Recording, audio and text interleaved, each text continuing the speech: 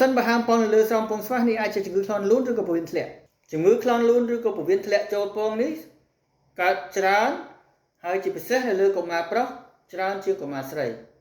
មូលហេតុចម្បងដែលធ្វើឲ្យមានការធ្លាក់ពោះវៀននេះគឺដោយសារតែសន្ទះពោះខ្សោយស្ដើងធ្វើឲ្យពោះវៀនធ្លាក់លូនចុះទៅក្រោមពេលកំឡុងដែលក្នុងផ្ទៃពោះឬក៏ក្រោយពេលកើតហើមប៉ោងទុនចេញចូលឡើងប៉ោងធំ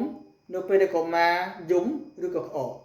ប៉ុន្តែចូលទៅវិញនៅពេលដែលកុមារគេងឬក៏កុមារអត់ប្រឹង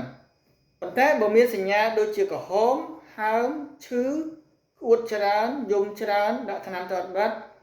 នេះជាសញ្ញានៃការស្ទះពោះវៀនប៉ាប៉ាម៉ាម៉ាសូមនាំអូនមកមន្ទីរពេទ្យឲ្យបានលឿនដើម្បីធ្វើការសង្គ្រោះការពារកុំឲ្យរលួយពោះវៀនជាគ្រូពេទ្យវះកាត់កុមារខ្ញុំសូមធ្វើការណែនាំឲ្យប៉ាប៉ាម៉ាម៉ា